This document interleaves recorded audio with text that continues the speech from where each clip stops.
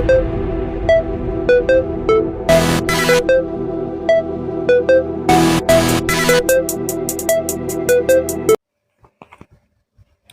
students, welcome to our e-class session. I am your social science teacher Rekha Khola. A hearty welcome to all my students and parents. I hope you all are in best of your health and started your work properly. Before I started, I humbly request all parents to spend a quality time with your children and make them understand what this video actually want to convey. I hope this video will be very helpful to enhance your knowledge. Today in this class we will discuss about on equality. 7th class की social and political life book का first chapter है on equality, समानता। इसके बारे में हम पढ़ेंगे, detail study करेंगे। देखिए समानता के बारे में यहाँ पर क्या है कि चाहे वो कोई भी धर्म से हो, चाहे कोई किसी भी जाति से हो, चाहे उसकी आर्थिक पोजीशन कैसी भी हो, लेकिन यहाँ पर बताया गया है कि उसको वोट डालने का अधिकार है। क्योंकि यहाँ पर इलेक्शंस के बारे में स्टार्टिंग में बात हुई है कि इस कहानी की जो शुरुआत है वो कांता के वोट डालने की लाइन में खड़े होने के से होती है। यहाँ पर आप देख सकते हैं ये कांता है जो डोमेस्टिक वर्कर है, यानी कि घरेलू कामगार है, जो घरों में काम करती, झाड़ू पोछा बर्तन करती है। और सुजाता भी डोमेस्टिक वर्कर है। ये भी दोनों लाइन में खड़ी हैं। और इसके साथ साथ में एक स्टूडेंट है गिरीश राव, ये भी लाइन में खड़ा है। और तेजा सिंह जो एक ट्रेडर है यानी कि व्यापारी हैं, वो भी लाइन में खड़ी हैं। मंजीत को टीचर हैं, वो भी लाइन में खड़ी है। यहाँ पर जो क्या दिखा रहा है ये दिखाता है कि समानता है यहाँ पर, ठीक है। यानी कि इलेक्शन के दिन यहाँ पर कांता और उसके जो फ्रेंड हैं सुजाता, वो वेट कर रही है किसके लिए, वोट डालने के लिए, ठीक है। तो ये जो यहाँ पर दिखाया गया है ये किस लिए दिखाया गया है कि हमारे देश में सभी को समानता का अधिकार दिया गया है, ठीक है। आगे हम इसके बारे में डिटेल पढ़ेंगे। देखिए इसमें चाहे वो मैंने बताया किसी भी जाति से संबंध रखता हो, किसी भी धर्म से संबंध रखता हो, चाहे वो शिक्षित हो चाहे अशिक्षित हो, सभी यहाँ पर समान हैं। इसके बारे में हम डिटेल स्टडी करेंगे। क्योंकि यहाँ पर जो है समानता है लोकतंत्र की मुख्य विशेषता है और इसकी कार्यप्रणाली जो है और इसकी कार्यप्रणाली सभी पहलुओं को प्रभावित करती है, ठीक है। तो हम इसके बारे में और पढ़ेंगे कि देखिए यहाँ पे क्या दिया है। Isn't it good Sujata that we can all vote as equal citizens of our country, even Jain साहब is standing in the line with us? Yes, कितनी अच्छी बात है न सुजाता कि हम सभी जो हैं अपने देश के समान नागरिक के रूप में वोट डाल सकते हैं। यहाँ पर कौन कह रहा है, यहाँ पर कांता देवी कह रही है, ठीक है। यस, हाँ। आगे देखिए इसमें, go on Kanta, it's your turn now. चलो कांता अब तेरी बारी आई। I will vote for the candidates who has promise to bring pipe water to our area. मैं तो उसे वोट दूंगी जिसने हमारे मोहल्ले में पाइप की लाइन बिछवाने का वादा किया। आगे देखिए इसमें, यानी कि यहाँ पर क्या दिखाया गया है कि हम अपने प्रतिनिधि को चुन सकते हैं, ये हमें अधिकार दिया गया है, ठीक है। आगे आप देख सकते हैं अब्दुल रहमान है, शबनम बानो है, हाउसवाइफ हैं जो ये, और ये आर्टिशन यानी कारीगर हैं। वैसे लेलंग है, ये कंसल्टेंट है जो परामर्श आता है। इसाक लेलंग है, ये सरकारी अधिकारी हैं, गवर्नमेंट ऑफिसर्स हैं। और रुखसाना मिर्जा है, मीडिया पर्सन यानी कि मीडिया कर्मी जो है, पत्रकार वगैरह, ठीक है। योगराज अनएम्प्लॉयड हैं जो कि बेरोजगार हैं। अशोक जैन इंडस्ट्रियलिस्ट हैं यानी कि उद्योगपति हैं। देखिए सभी टाइप के लोग यहाँ पर खड़े हुए हैं और किसके लिए वेट कर रहे हैं, ये वोट डालने के लिए वेट कर रहे हैं। आगे देखिए आफ्टरवर्ड उसके बाद क्या होता है, we will see you later Kanta, थोड़ी देर बाद आना कांता। यस, नमस्ते साहब, जी नमस्ते साहब। आगे, Gudiya has been running fever and I have to take her to the hospital, but I will have to finish the work at साहेब्स house first and ask for some advance.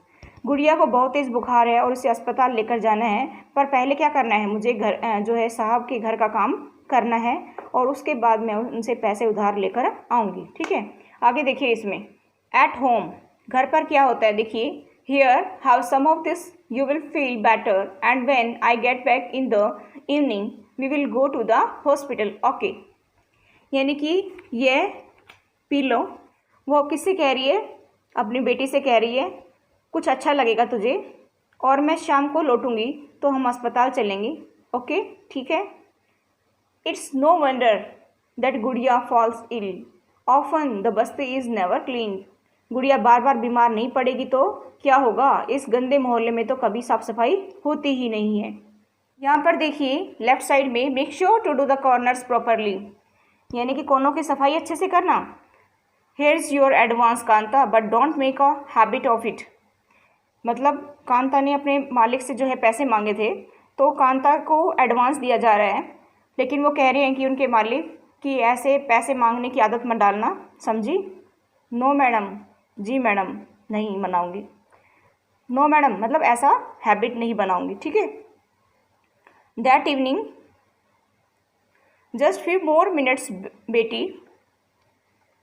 शाम को जब वो अपनी बेटी से मिलती है तो कहती है कि बस ज़रा सी देर और बेटी, यानी काफ़ी वो परेशान हो चुकी है सुबह से और बीमार है, उसको हॉस्पिटल ले जाना है। तो वो हॉस्पिटल में हैं, तो डॉक्टर से जब वो मिल रहे हैं, डॉक्टर से उन्होंने अपॉइंटमेंट लिया है, तो वो कह रही कि थोड़ा देर और रुक जाओ बेटी। जैन मैडम एंड जैन साहब may stand in line to vote but they never have to do it when their children are sick। Jain साहब और जैन मैडम वोट डालने के लिए लाइन में भले ही खड़े रहे हों, लेकिन अपने बच्चों के इलाज के लिए उन्हें क्या करना पड़ता है, लाइन में नहीं लगना पड़ता। इक्वलिटी के बारे में यहाँ पर जो है कांता के मन में शंका पैदा हो गई है, ठीक है। आगे हम इसमें पढ़ेंगे इक्वल राइट टू वोट, यानी कि मताधिकार की समानता। The story above begin with Kanta standing in the line to cast her vote. Look again at the various peoples who are standing in line with her. Kanta recognized her employers, Ashok Jain and Chote Lal, her neighbors. In a democratic country like India, all adults, irrespective of what religions they belong to, how much education they have had, what caste they are, or whether they are rich or poor, are allowed to vote. This, as you have already read in the class 6th book, is called Universal Adult Franchise। यानी कि universal adult franchise का मतलब क्या होता है, सार्वभौमिक वयस्क मताधिकार, ठीक है। तो यहाँ पर क्या बताया गया है कि कहानी की जो शुरुआत हुई है तो वो कांता से हुई है, वो तो हमने पढ़ा अभी, ठीक है। तो कांता वोट देने के लिए कहाँ पर खड़ी है, लाइन में खड़ी है, और उसने सभी लोगों पर नज़र डाली है, कौन कौन लाइन में खड़े हैं, जो उनके साथ लाइन में खड़े हैं उनको वो देख रही है। कांता अपने पड़ोसी छोटे लाल को भी पहचान लेती है, अपने मालिक अशोक जैन को भी पहचान लेती है, ठीक है। तो यहाँ पर क्या बताया गया है कि भारत जैसे एक लोकतांत्रिक देश में सभी जो वयस्क नागरिक हो गए हैं उनको वोट देने का अधिकार प्राप्त है। और यहाँ पर जो यूनिवर्सल अडल्ट फ्रेंचाइज का मतलब आता है सार्वभौमिक वयस्क मताधिकार, यानी कि सभी को वोट डालने का अधिकार है, चाहे वो किसी भी जाति से, धर्म से, शिक्षा से, मतलब कैसी भी शिक्षा हो उसकी, चाहे वो अनपढ़ है, चाहे वो पढ़ा लिखा है, चाहे वो किसी भी जाति से है, चाहे निम्न वर्ग का है, चाहे अमीर है, चाहे गरीब है, सभी को वोट डालने का अधिकार दिया गया है। And is in essential aspects of all democracies, और ये सभी लोकतंत्रों का जो आवश्यक पहलू है, और ये सभी लोकतंत्रों का आवश्यक पहलू है। एस्पेक्ट मतलब पहलू, एसेंशियल मतलब जरूरी, आवश्यक। The idea of universal adult franchise is based on the idea of equality because it state that every adult in a country irrespective of their wealth and the communities he belongs to has one vote. Kanta is excited to vote and happy that she is equal to of the others because each of them has one vote. सभी का एक vote है, one vote यहाँ पर, ठीक है। तो यहाँ पर सार्वभौमिक वयस्क मताधिकार का विचार जो है समानता के विचार पर आधारित है, क्योंकि ये भी बताता है कि देश का प्रत्येक वयस्क, चाहे वो लेडी है, चाहे पुरुष है, चाहे उसकी जाति कुछ भी हो, आर्थिक स्तर उसका कुछ भी हो, चाहे वो अमीर हो चाहे गरीब हो, एक वोट डालने का उसको अधिकार मिला है। यहाँ पर जो कांता है वो वोट देने के लिए बहुत ही उत्सुक है, और ये देखकर भी बहुत ज़्यादा उसको खुशी महसूस होती है कि वह सभी के बराबर है, क्योंकि उन सबके पास भी उसके समान ही एक ही वोट है। Move to the next paragraph. I hope you understand my point. But as her days goes on Kanta become less certain about what this equality really means. यहाँ पे क्या बताया गया है कि जैसे जैसे दिन बीता जाता है कांता के मन में समानता के अर्थ के बारे में शंका उत्पन्न होने शुरू हो जाती है। क्यों? क्योंकि उसने देखा ना हॉस्पिटल में समानता को नहीं दिखाया गया, ठीक है। यहाँ पर what is it that makes Kanta ensure, कि ऐसी क्या बात है जिसने कांता के मन में शंका पैदा कर दी, ठीक है। Let's take a look at a day in her life, और उसके जो दिनचर्या है उसको भी देखेंगे। She lives in a slum मतलब गंदी बस्ती में रहती है वो, and has a drain behind her house, और उसके घर के पीछे जो है एक गंदा नाला जाता है, ठीक है। हर डॉटर इज सिक, उसकी बेटी बीमार है, और but she can not take the day off from work because she needs to borrow money. Borrow मतलब उधार लेना, ठीक है, from her employers to take her child to the doctor. यानी कि यहाँ पे क्या बताया, उसकी बेटी बीमार है लेकिन वह अपने काम से एक दिन कभी छुट्टी नहीं ले सकती क्योंकि उसे अपने मालिक से बच्ची को डॉक्टर के पास ले जाने के लिए पैसे उधार लेने हैं, बोरो करना है, उधार लेना है मनी, क्योंकि उसके पास पैसे नहीं है, गरीब है वो, इसलिए वो जहाँ पर काम करती है वहाँ से वो उधार लेकर के आएगी। Her job as a domestic help tires her out and finally she ends her day by again standing in a long line. This line in front of the government's hospitals is unlike the one in the morning because most of the people standing in it are poor। देखिए यहाँ पे क्या बताया है कि जो घर का कामकाज करती है वो, उससे वो बहुत ज़्यादा थक जाती है, सारे दिन झाड़ू पोछा बर्तन कपड़े जो करती है उससे वो बहुत ज़्यादा थक जाती है। आखिरकार उसके दिन की जो समाप्ति होती है एक लंबी लाइन में खड़े होकर के होती है, क्योंकि वो सरकारी अस्पताल के सामने जो लगी लाइन होती है उस लाइन से वो अलग है, जिसमें वह सुबह लगी थी, क्योंकि इस लाइन में खड़े अधिकतर लोग गरीब हैं। आगे देखिए, आप यहाँ पर देख सकते हैं ये लाइन लगी हुई है, ठीक है।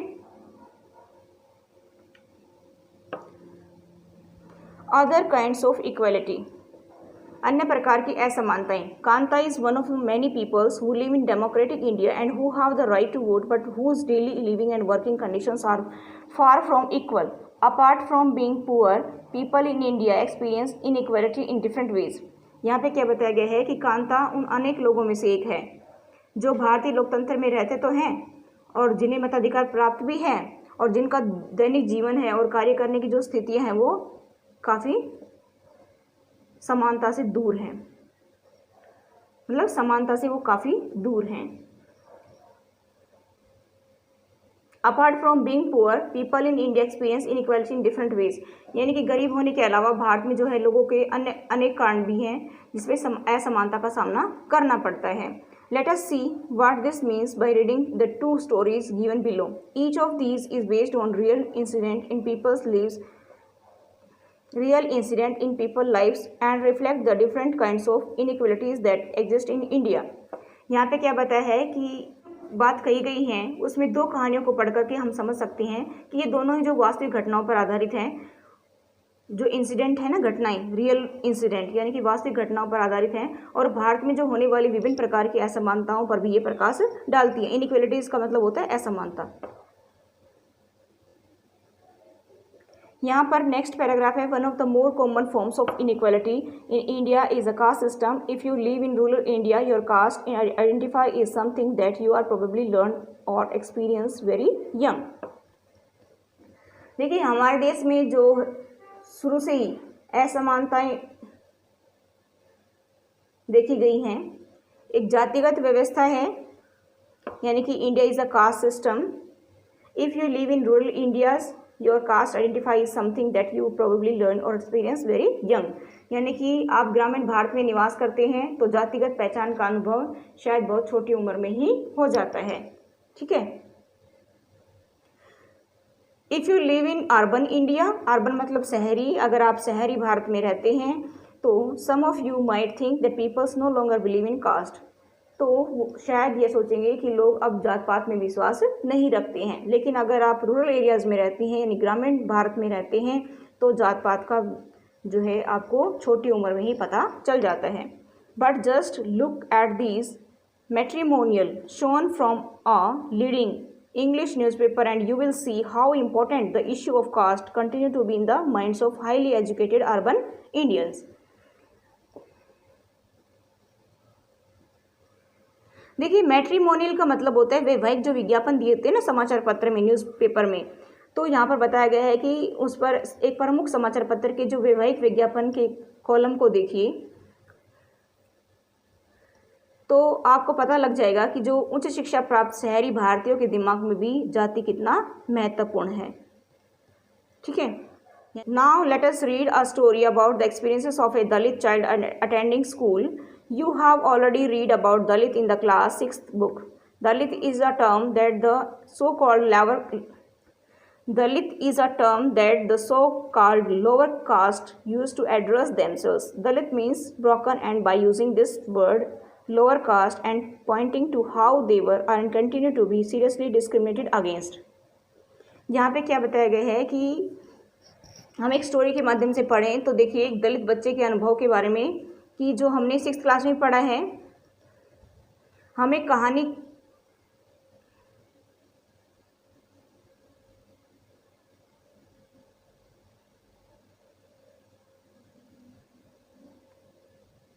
अब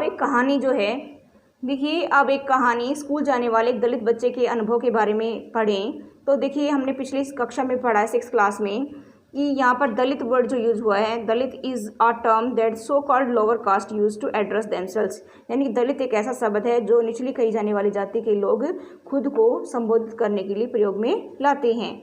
दलित means broken, and by using this word lower caste are pointing to how they were are and continue to be seriously discriminated against. यानी कि दलित से क्या मतलब है, दलित से तात्पर्य है कुचला हुआ या टूटा हुआ, और इस शब्द का प्रयोग करके जो है दलित ये संकेत करते हैं कि वो उनके साथ बहुत ज़्यादा भेदभाव होता था और आज भी हो रहा है। सीरियसली डिस्क्रिमिनेटेड अगेंस्ट, यानी कि उनके साथ बहुत ज़्यादा भेदभाव होता था और आज भी हो रहा है। देखिए यहाँ पर ओम प्रकाश वाल्मीकि के बारे में पढ़ें कि जो फेमस दलित राइटर हैं, इन हिज ऑटोबायोग्राफी, उनकी अपनी जो आत्मकथा Joothan, he writes I had to sit away from the others in the class, यानी कि उनकी जो ऑटोबायोग्राफी है यानी कि आत्मकथा है जूठन में वो लिखते हैं कि कक्षा में मुझे दूसरों से अलग बैठना पड़ता था, and then to on the floor, और वह भी फर्श पर। Mat ran out before reaching the spot I sat on, क्योंकि बैठने की टाटपट्टी पर जगह नहीं होती थी। Some time I would have to sit way behind everybody right near the door, sometimes they would beat me without any reason. देखिए कभी कभार तो उनको क्या करना पड़ता था कि सबसे पीछे दूरी पर बैठना पड़ता था, बिल्कुल दरवाजे के पास में, और कभी कभी क्या होता था कि उनके साथ में कि उनको बिना किसी कारण के ही पीट दिया जाता था, उनकी पिटाई कर दी जाती थी। ठीक है। When he was in class 4, जब वे 4th कक्षा में थे, the headmaster asked Om Prakash to sweep the school and the playground. जब वे 4th कक्षा में थे यानी कि 4th क्लास में थे, 4th स्टैंडर्ड में थे, तो उनके जो प्रिंसिपल हैं, हेडमास्टर हैं, जो मुख्याध्यापक हैं, उन्होंने ओम प्रकाश से स्कूल और खेल के मैदान में झाड़ू लगाने को भी बोला। He writes the playground was way larger than my small physique could handle, and in cleaning it my back began to ache, my face was covered with dust। यानी कि यहाँ पे क्या बताया कि वे लिखते हैं कि मुझ जैसे छोटे और कमज़ोर शरीर वाले की तुलना में मैदान बहुत बड़ा था और उसकी सफाई करने में मेरे को back began to act, my back began to act, यानी कि मेरी पीठ में भी दर्द होने लगा। My face was covered with dust, मेरा चेहरा जो है धूल से भर गया।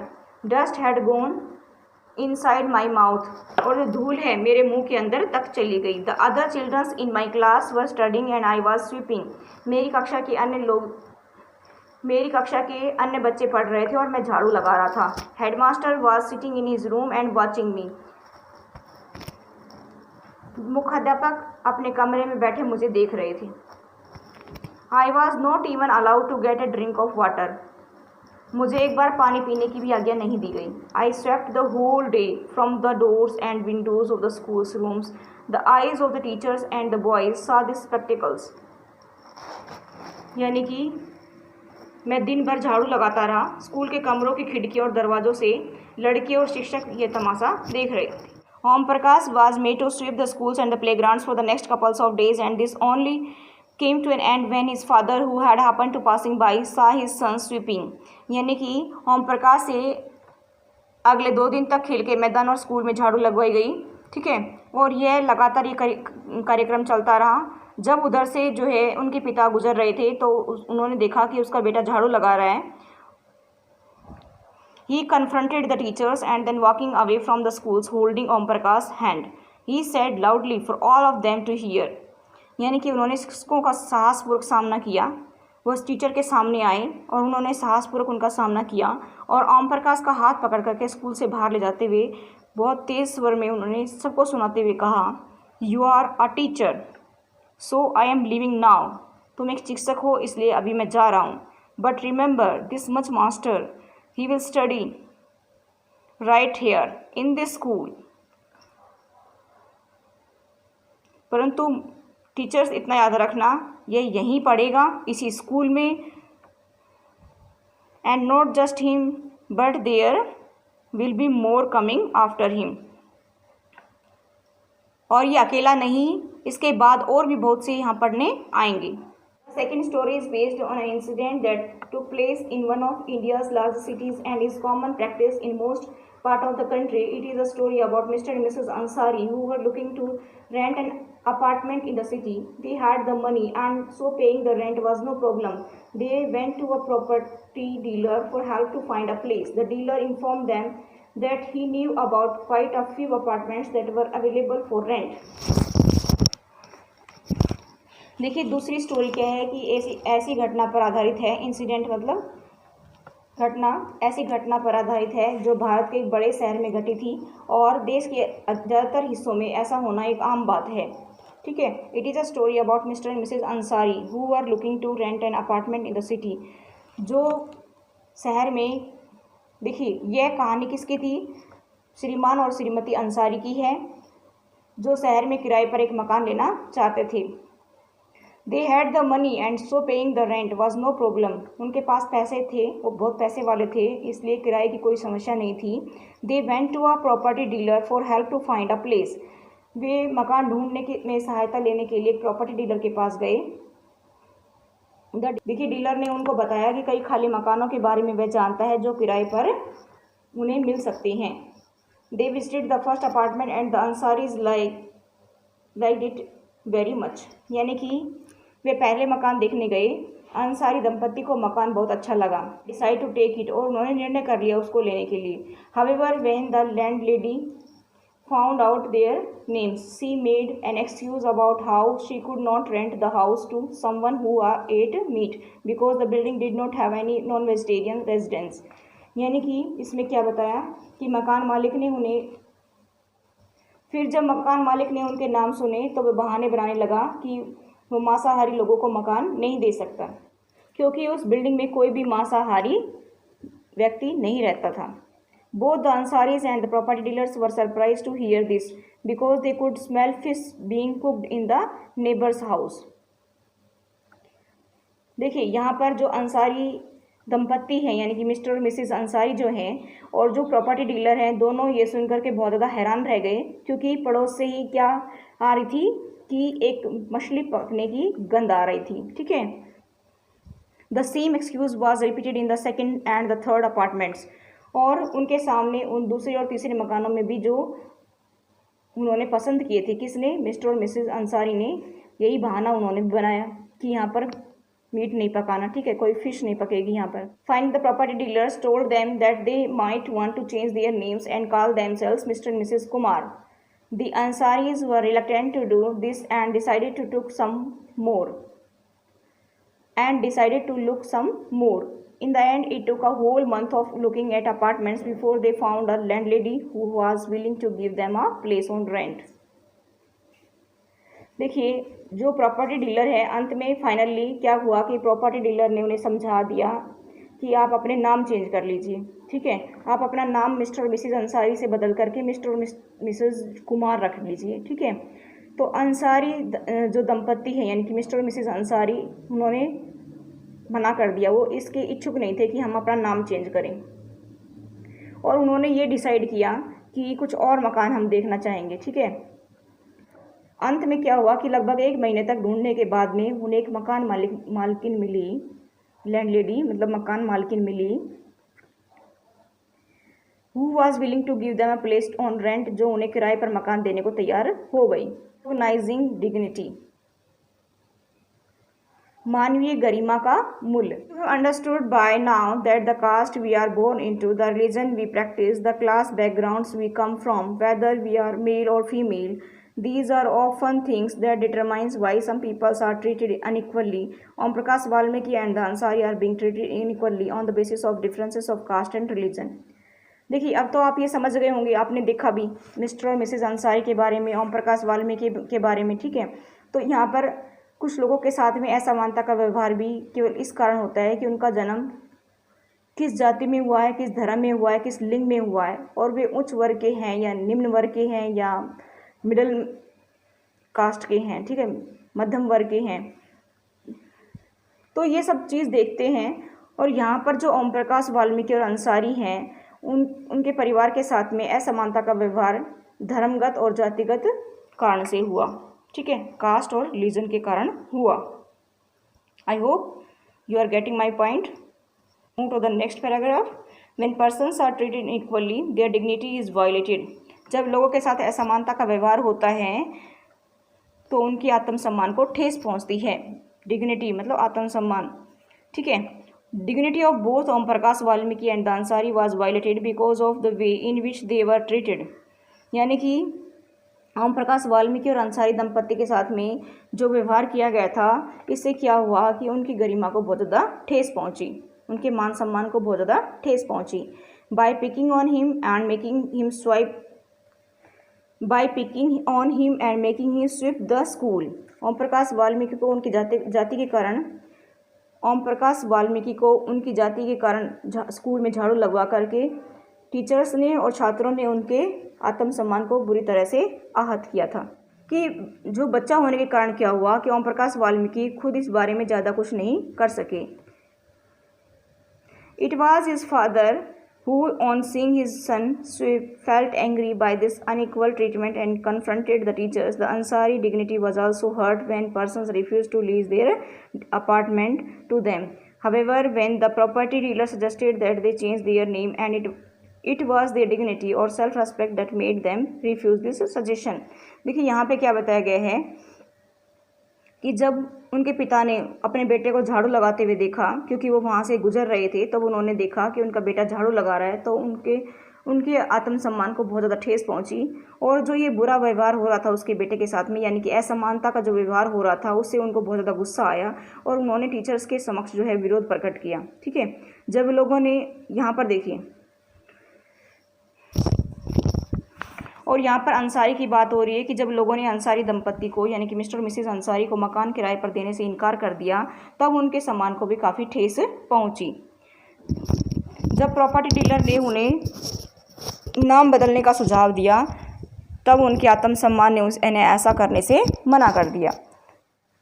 ओम Prakash and Ansari do not deserve to be treated like this, they deserve the same respect and dignity as anyone else. Om Prakash और अंसारी जो दंपत्ति हैं उनके साथ ऐसा व्यवहार नहीं होना चाहिए था।